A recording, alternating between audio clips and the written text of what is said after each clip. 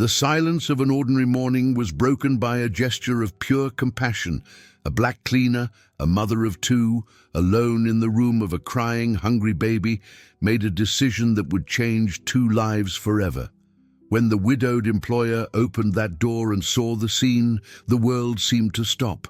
What he did next shocked everyone and revealed that true nobility isn't in a surname, but in the heart. Subscribe to the channel for heartwarming stories every day. The Fonseca mansion seemed to hold grief in every corner. Heavy curtains filtered the morning light as if to shield the pain of those who lived there. Heitor Fonseca, a successful businessman, owner of a dealership chain spread across 3 states, walked the halls with empty eyes. He had lost Mariana just 4 months ago, a sudden, cruel accident that stole her future and his will to live. But life insisted. And it insisted in the form of a sharp, desperate cry that echoed from the baby's room every morning. Bernardo, 6 months old, cried as if calling for the mother who would never return.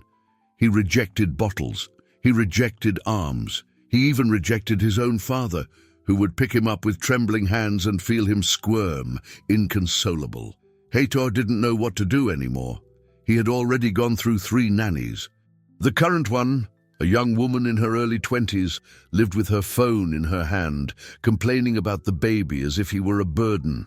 "This kid won't stop crying, Dr. Heitor. I don't know what else to do with him," she'd say, exasperated every morning.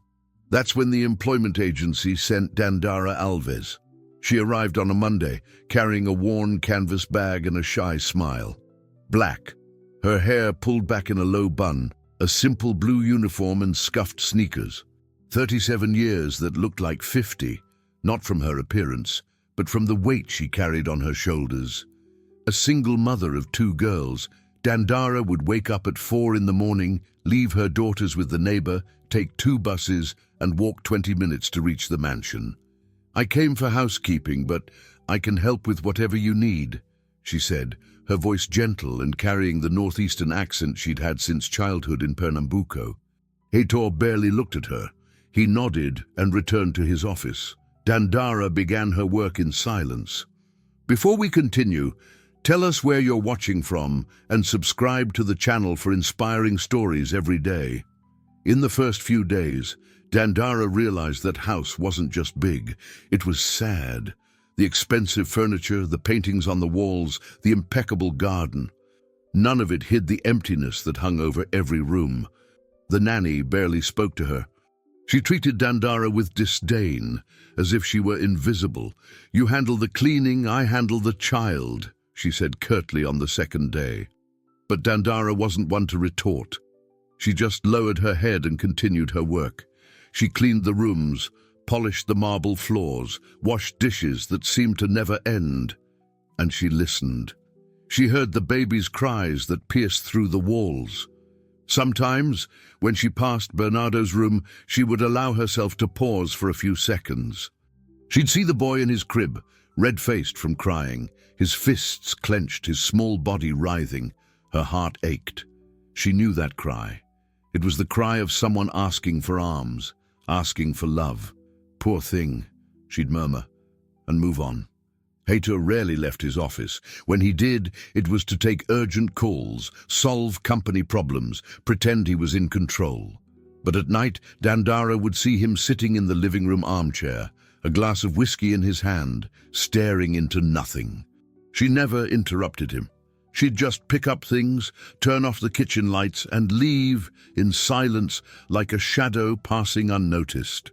A week later, the nanny quit. "I can't take this crying anymore.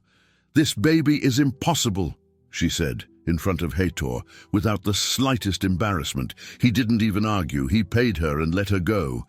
Now the house was even emptier. Heitor tried to care for Bernardo alone for a day. It was a disaster. The baby cried from 7 in the morning until 11 at night. He wouldn't take a bottle.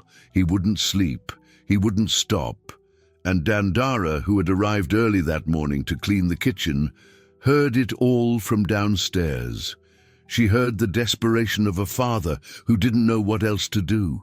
She heard the loneliness of a child who just wanted to be loved. It was on that rainy afternoon, as a storm raged outside and the sky darkened like the sadness of that house, that everything began to change. Bernardo's cry, louder than ever, echoed through the mansion like a cry for help. And Dandara, alone in the kitchen, felt something break inside her. She climbed the stairs slowly, her heart pounding, her hands trembling. She knew it wasn't her place. She knew she could be fired. But she couldn't bear to hear that cry without doing anything. When she reached the baby's room, she found Bernardo alone in his crib, his face wet with tears, his body trembling. The bottle sat on the nightstand, untouched. Heitor was locked in his office, yelling on the phone. Dandara approached slowly. She picked up the baby. He squirmed, resisted, but she didn't give up. She started to sing, softly. A lullaby her grandmother used to sing to her when she was a child. "Sleep, my little one, for the night has arrived. The moon is in the sky and Mommy rocked you." Bernardo continued to cry. She tried the bottle. He turned his head away, refusing it forcefully. Dandara felt tears stream down her own face. And then, on an impulse that came from a deep and sacred place, she unbuttoned her uniform and offered her breast to the baby. For a moment, he hesitated. Then, slowly, he accepted. The silence that fell was the purest that house had ever heard. Dandara wept silently, asking God for forgiveness, fearing she had made a mistake, but unable to deny that child what she herself had given her own daughters. It was at that moment that the door opened, and Heitor Fonseca stood frozen in the doorway, astonished at the scene he could never have imagined seeing. Dandara Alves wasn't born to be invisible, but life, with its silent cruelty, taught her to hide, to lower her head, to speak softly, to not bother anyone. Being a mother, a woman, black and poor, meant carrying the world on her shoulders and still smiling so as not to frighten anyone. She had grown up in rural Pernambuco, in a simple house where the floor was packed earth and the roof let the rain in. Daughter of a laundress, granddaughter of a folk healer, Dandara learned early that work was the only inheritance she could count on. By the age of 10, she was already helping her mother wash clothes in the river. At 15, she was working in a wealthy family's home in town. At 18, she met a man who promised the moon and stars, and left her pregnant with twins before disappearing forever. Alone with 2 young daughters, Dandara migrated to São Paulo. She worked as a housekeeper, a day laborer, a nanny, a cook. She slept in tiny, windowless maids' quarters. She ate leftover party food. She endured jokes about her accent, her skin color, her body, and she kept going. Because giving up was never an option. Now, at 37, Dandara lived in a cramped apartment on the outskirts of the South Side. 2 9-year-old girls, Luana and Letitia, were her reason for living. They attended a public school, wore patched-up uniforms, but had spotless notebooks and grades that filled Dandara with pride. "You're going to study, you're going to be somebody," she'd say every night while helping her daughters with their homework. To make that happen, Dandara worked 12 hours a day. She woke at 4 in the morning, made breakfast for the girls, and left everything ready for their neighbor Mrs. Celia to look after them. Then she'd head out into the still dark streets. She'd catch the first bus at 5:30. She'd switch buses downtown. She'd walk 20 minutes to the Fonseca mansion. She'd arrive precisely at 7.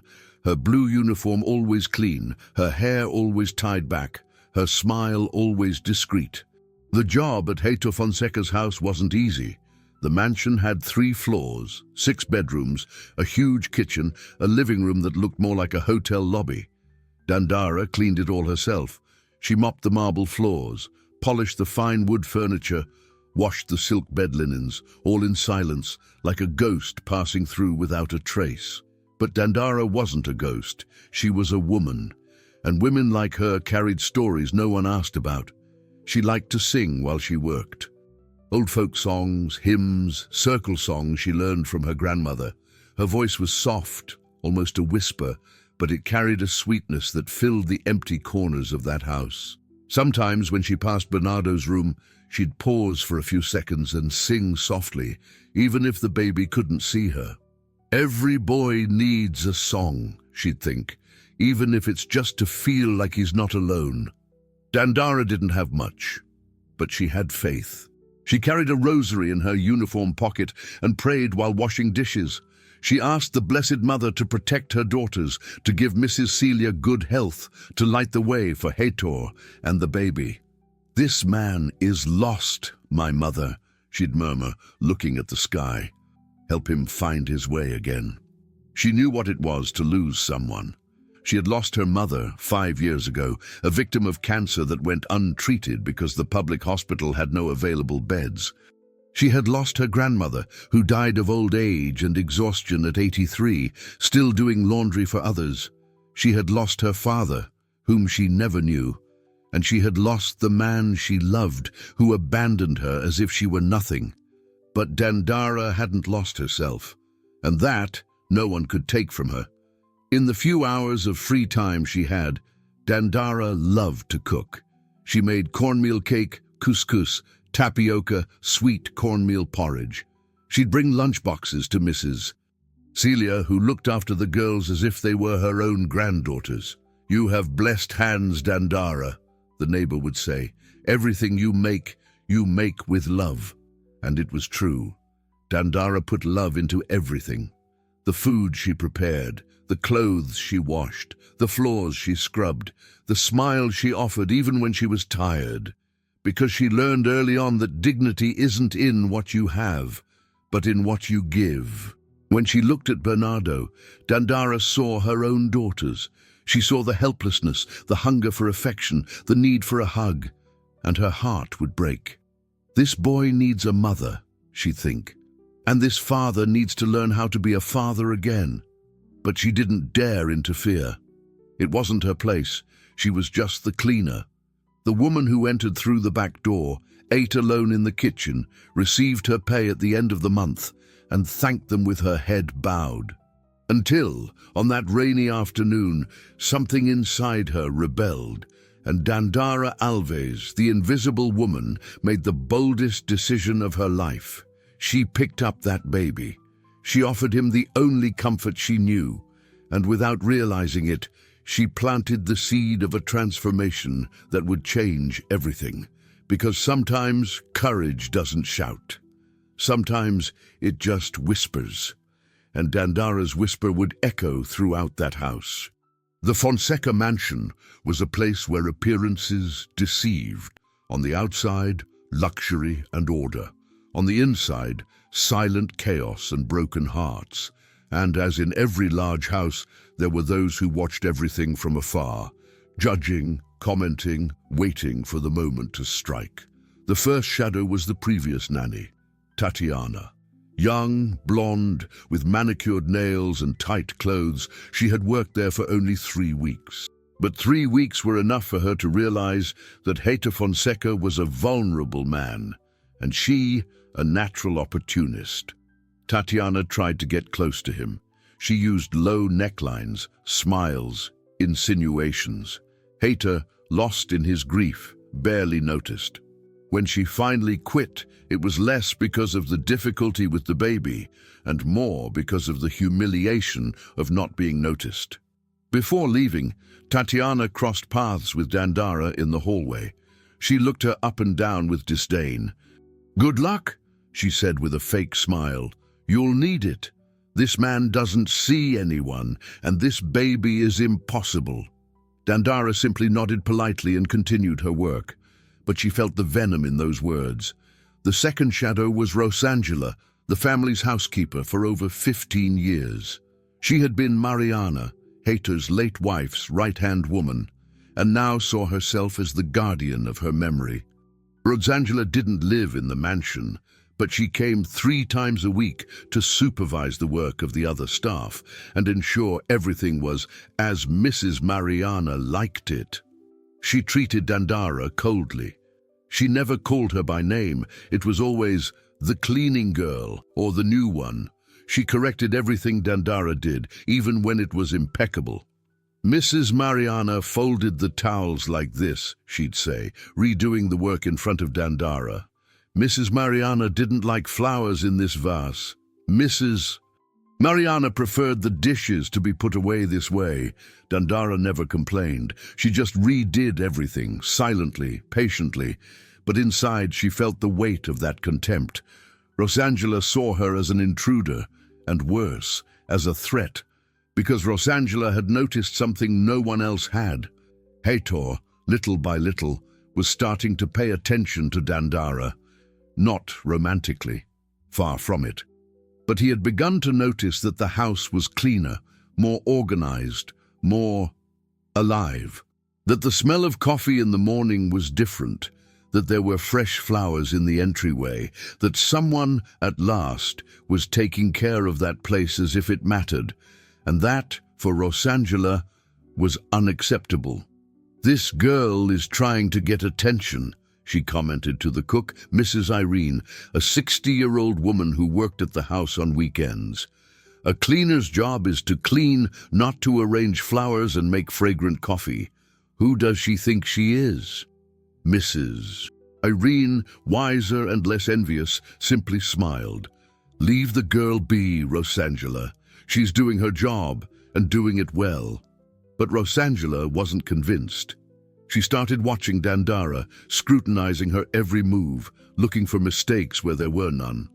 The third shadow was less visible, but equally threatening, Heitor's loneliness. He was lost in himself, in his pain, in his guilt. Guilt for not saving Mariana. Guilt for not being able to comfort his own son. Guilt for not being the man he thought he should be. Heitor avoided looking at Bernardo for too long. The baby had his mother's eyes, his mother's smile, when he smiled, which was rare. And Heitor couldn't bear it. Every time he picked up his son, his chest felt so tight he had to put him back in the crib and leave the room. He spent his nights in his home office, working until the early hours, as if work could numb the pain. He took calls, closed deals, resolved crises. But inside, he was empty. Dandara noticed all of this. She saw Heitor drift through the halls like a ghost. She saw his eyes, always red, always tired. She saw the whiskey bottles accumulating in the living room. And her heart, maternal and generous, ached for him. "This man is killing himself little by little," she thought, "and no one here seems to care." But Dandara had no voice in that house. She was just the housekeeper. The woman who cleaned, who tidied, who disappeared when she was no longer needed, until fate, in its cruel and beautiful wisdom, decided to change everything. It was a Thursday afternoon, the day Rosangela wasn't at the mansion. Heitor was in his office, stuck in an endless video conference, and Bernardo, alone in his room, was crying desperately. Dandara was in the hallway, mopping the floor, when she heard him. At first, she tried to ignore it. "The nanny will come," she thought. But there was no nanny. Heitor had postponed hiring a new one, saying he'd handle it later. The crying continued, louder, more desperate. Dandara dropped the mop and ran upstairs, her heart pounding. She reached the room. Bernardo was red-faced, sweaty, trembling. She picked up his bottle. He refused it forcefully, turning his head, screaming as if in agony. Dandara tried everything. She rocked him, sang to him, cradled him. Nothing worked. The baby was inconsolable. And she was desperate. That's when she felt it, a pain in her breasts, a familiar pressure. Her body was still producing milk, even after all these years. Her daughters had stopped nursing long ago, but Dandara's body, generous and stubborn, still responded to a child's cry. She looked at Bernardo. She looked at the closed office door.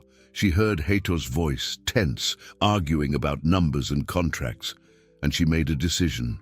She sat down in the nursery chair, cradled the baby in her lap, opened her uniform, and brought him close. Bernardo hesitated for just a moment.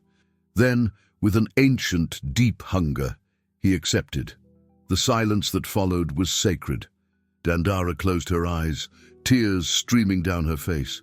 "Forgive me, God," she whispered. But he needed it. And it was at that moment, in that fragile, eternal instant, that the door opened. Heitor Fonseca stood in the doorway, cell phone still in hand, the meeting forgotten, and he saw the scene that would change everything. Time stopped. Heitor Fonseca stood motionless in the doorway, his eyes fixed on the scene before him. Dandara, sitting in the nursing chair that had belonged to Mariana, with Bernardo in her lap, the baby nursing peacefully, his eyes closed, finally at peace. The housekeeper, her blue uniform open, her hair down from its bun, her face wet with tears, her body tense as if expecting a blow. For a moment, Heitor couldn't process what he was seeing. His mind froze between shock, confusion, and something deeper, something he couldn't name. Anger? Gratitude? Shame? Dandara sensed his presence and looked up, terrified. "Sir, I didn't mean to. He was crying so hard and I tried everything, but he wouldn't stop and—" "What are you doing?" Heitor's voice was low, hoarse, but sharp as a blade. Dandara tried to stand, but Bernardo was still latched onto her, nursing with a voracity that pained the woman's chest. "Sir, please, I just wanted to help. He was so hungry. You're breastfeeding my son." It wasn't a question. It was a cold, hard statement, laden with an emotion Heitor couldn't control. I know I shouldn't have, but he wouldn't take the bottle, and you were busy, and I didn't know what to do." Dandara spoke quickly, desperately, her words tumbling over each other. "I swear it wasn't on purpose, sir. I just wanted him to stop crying. Shut up!" Heitor entered the room and closed the door behind him. The sound of the lock echoed like a gunshot. Dandara's heart leapt. She pulled Bernardo closer to her chest, as if wanting to protect him or herself. Heitor approached slowly, his fists clenched, his jaw tight. "You think you have the right to do this? You think you can just... He couldn't finish the sentence. The words died in his throat, choked by a wave of conflicting emotions, because deep down Heitor knew. He knew Bernardo was at peace for the first time in months. He knew this woman, this simple, humble housekeeper, had done for his son what he, with all the money and power in the world, couldn't. And that filled him with rage, not at Dandara, at himself, but rage needed an outlet. And Dandara was there, vulnerable, scared, alone. "Get out of my room!" His voice was louder now, colder. "Get out of here, now!" Dandara began to cry, but she obeyed. Carefully, she detached Bernardo from her, closed her uniform with trembling hands, and stood up. The baby, deprived of comfort, began to cry again, softly, a weak, tired whimper. "Sir, please let me at least put him in the crib. I'll handle him. You're leaving now." Dandara left the room with her head down, tears falling silently. She walked downstairs like a condemned woman, grabbed her bag in the kitchen, and left through the back door. She didn't even wait for the day's pay. She didn't say goodbye. She just left, carrying the weight of shame and injustice. In the room, Heitor picked up Bernardo. The baby cried, small and fragile, asking for what Heitor didn't know how to give. He tried the bottle. Bernardo refused. He tried rocking him. The crying worsened. He tried singing, but the words wouldn't come. Heitor sat in the chair, the same one where Dandara had been, and began to cry too. He cried for the wife he had lost, for the son he couldn't comfort, for the rage he felt at himself, for the scene he had just witnessed, which had torn him in half, because deep down he knew.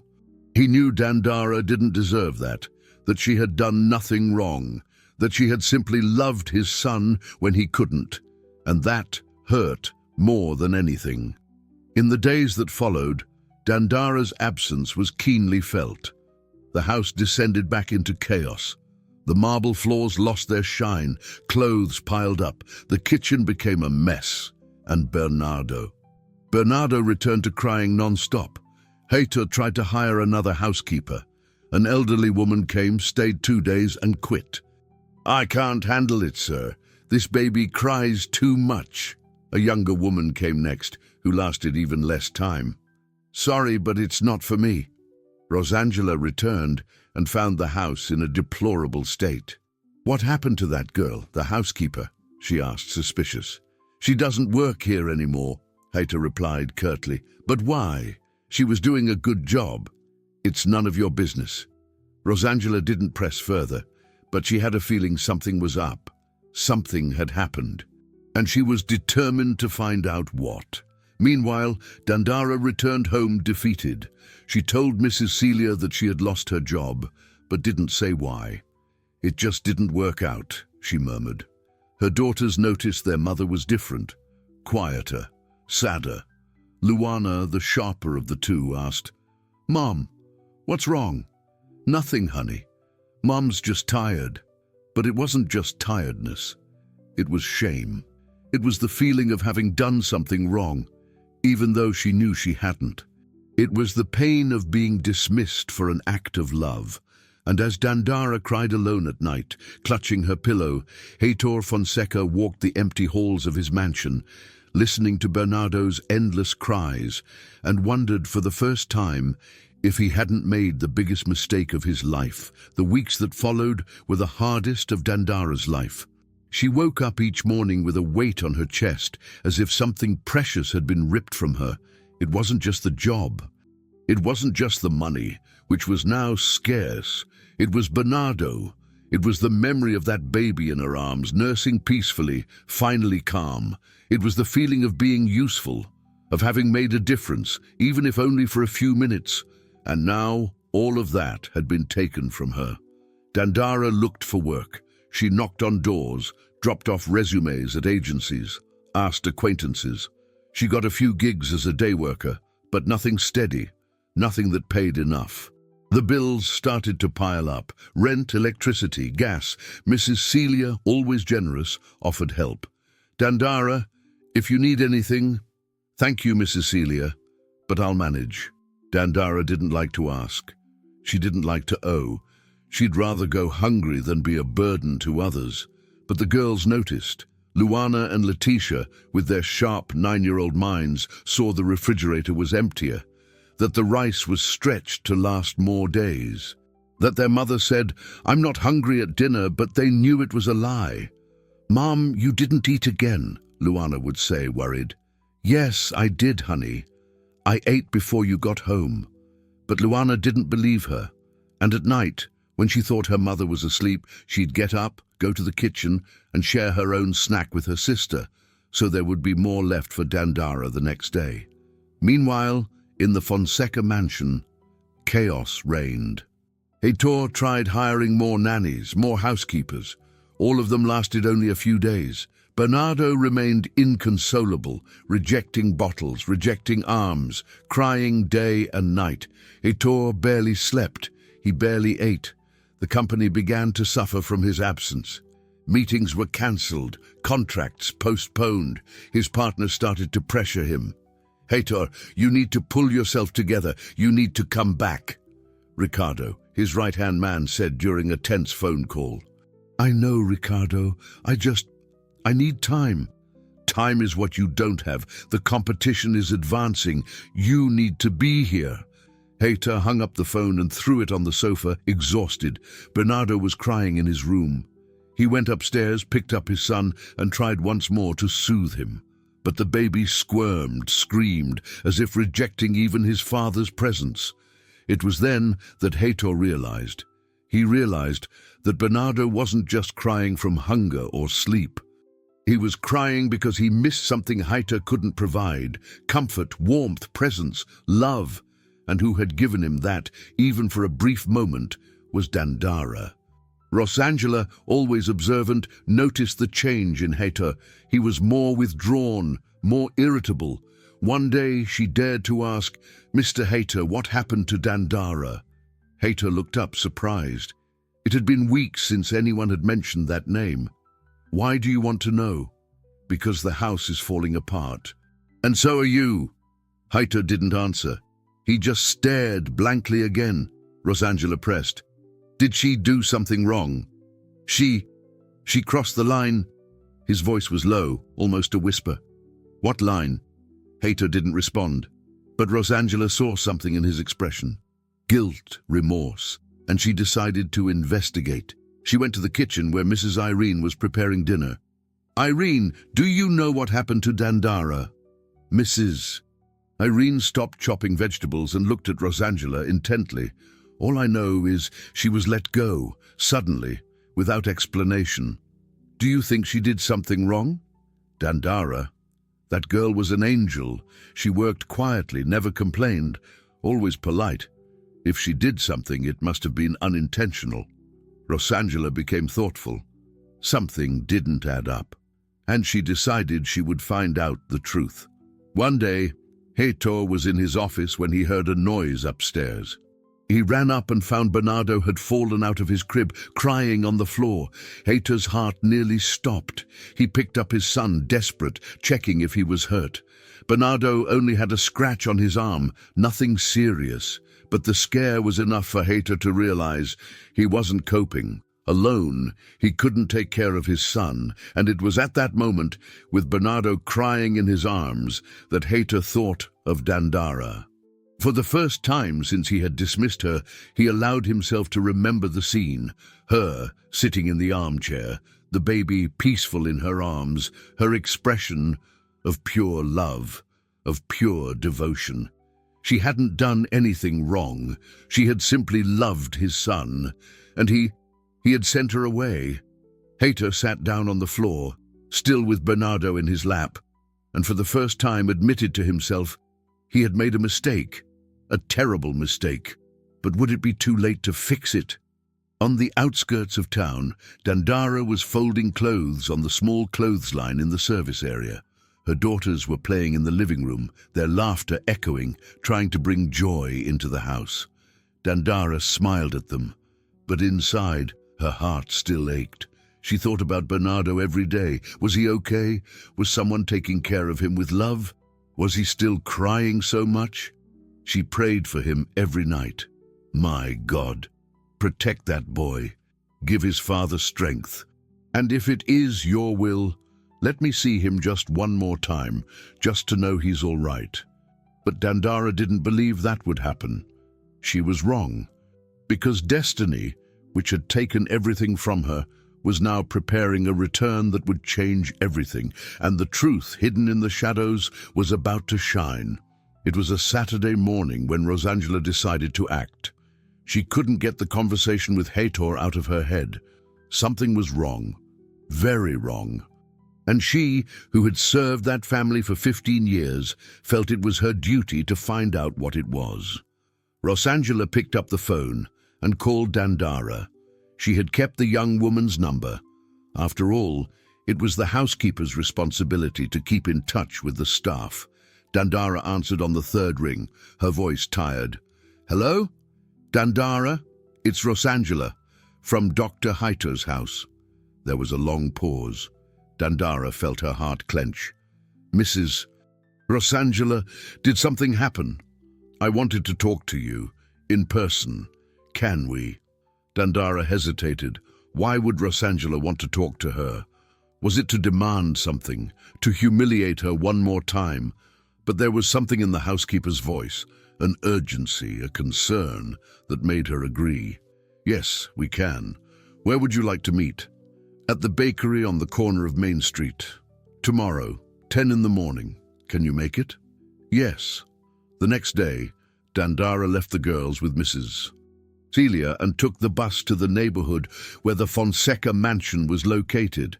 Her heart was beating fast. She didn't know what to expect. Rosangela was already at the bakery when Dandara arrived. She waved and pointed to a table in the corner.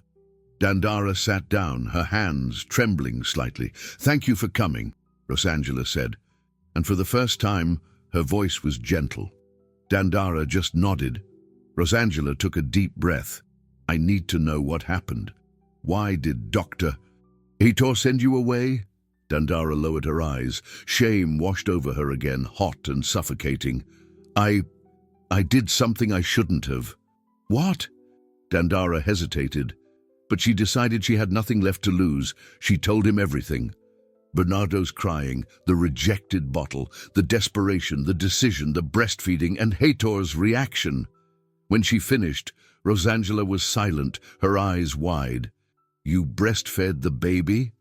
Dandara nodded, tears returning. "I know it was wrong, Mrs.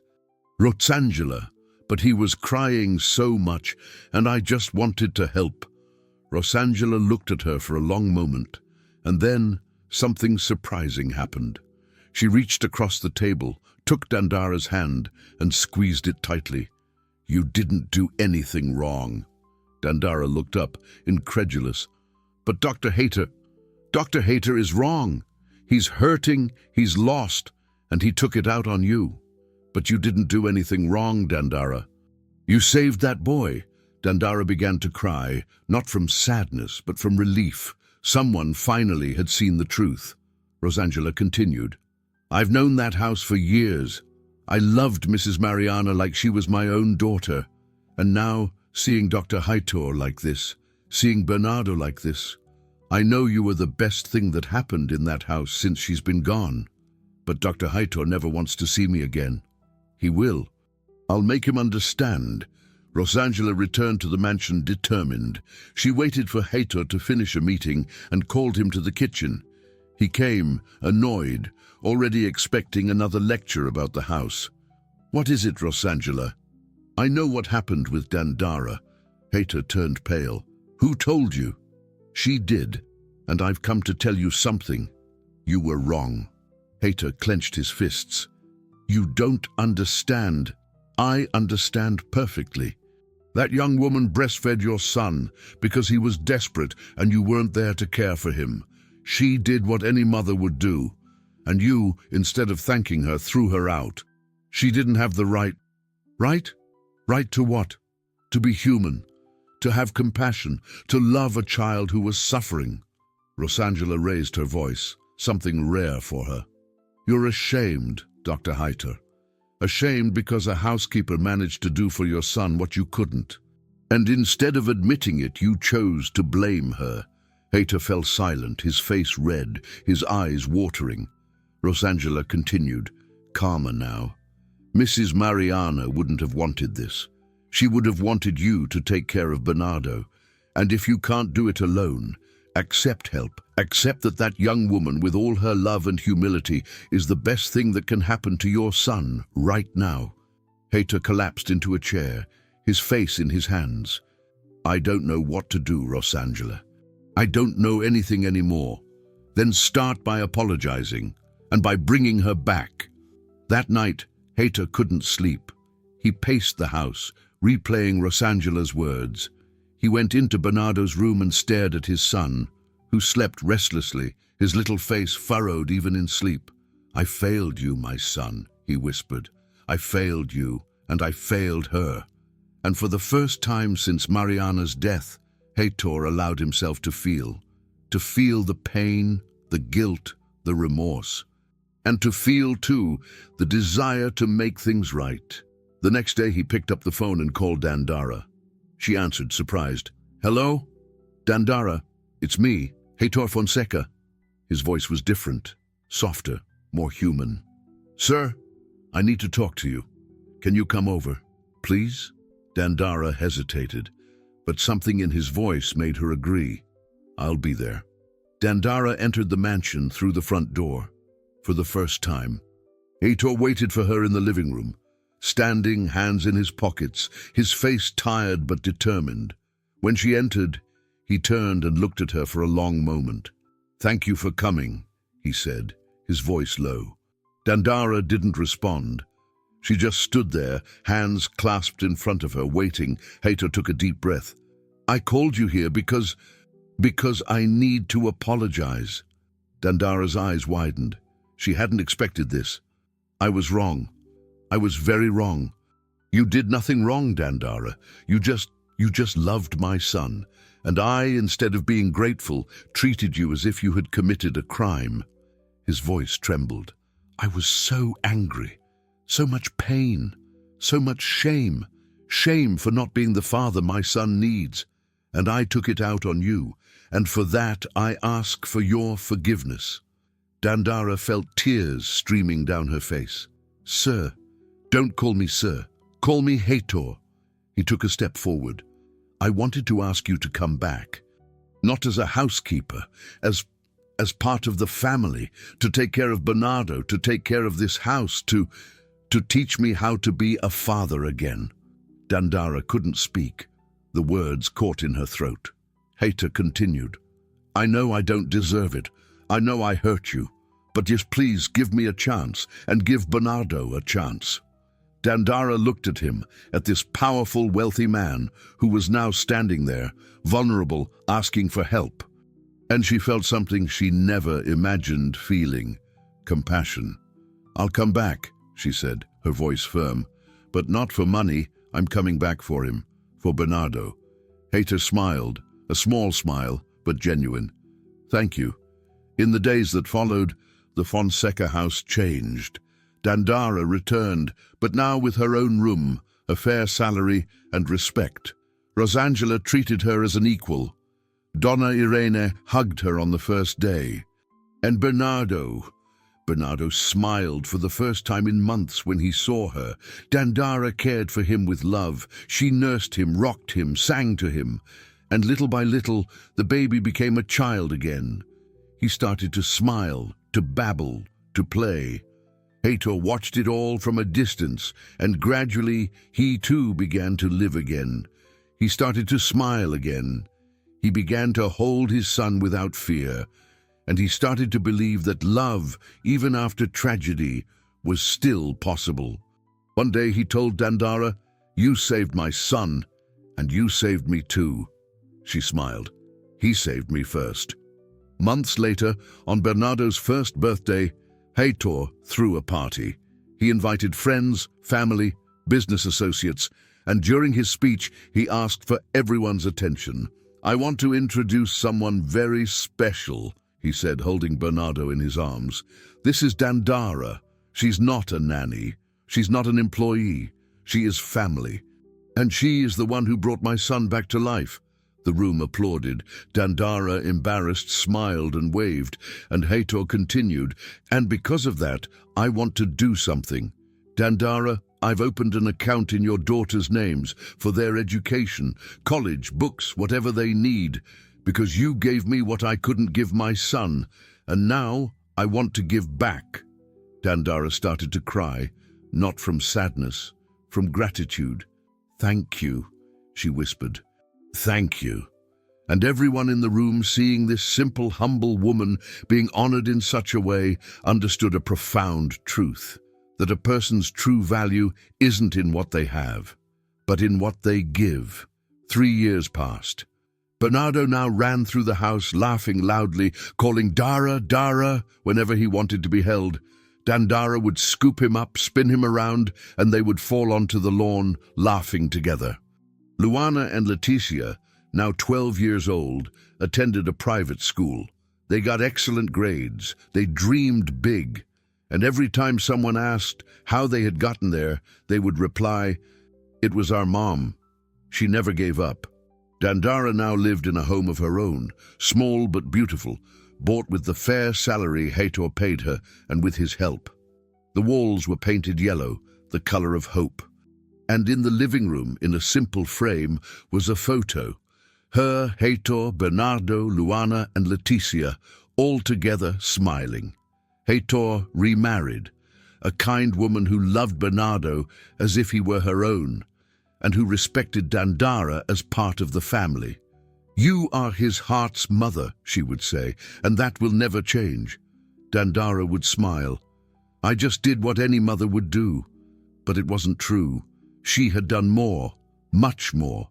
She had loved without expecting anything in return. She had given of herself without seeking recognition. She had forgiven without holding a grudge. And because of that, she shone. On a sunny Sunday, Dandara was in the mansion's garden with Bernardo. He chased butterflies, laughing loudly. She watched him, her heart full. Hator approached and sat beside her on the grass. "Thank you, Dandara, for everything," she smiled. "You've thanked me 1,000 times already, but I'll never tire of thanking you." He looked at his son. "You changed his life and mine." "He changed mine first," Hator smiled. "You're amazing, you know." Dandara shrugged, modest. I'm just a mum, doing what mums do. No, you're much more than that. And there, sitting on the grass, watching Bernardo run free and happy, they both understood that they had built something rare. A family, not of blood, but of choice, of respect, of love. That night, Dandara returned to her home. She tucked her daughters into bed, kissing each of their foreheads, and went out to the backyard. She looked up at the starry sky and whispered a prayer of gratitude. Thank you, my God, for everything, for the pain, for the struggle, and for the love that came after. She took out the rosary she carried in her pocket, the same one her grandmother had given her, and prayed. She didn't ask for anything. She just gave thanks. Because Dandara had learned throughout her life that true brilliance isn't found in the things we own. It's found in the people we love, in the kindness we show, in the courage to be ourselves, even when the world tells us we're not enough. And that's how this ordinary woman, who simply wanted respect, showed that true brilliance isn't in gold, but in the soul. And you, what did you think of this story? What lesson did it leave you with? Tell us here in the comments, and don't forget to subscribe to the channel and hit the notification bell. That way you won't miss any of our stories that touch hearts every day.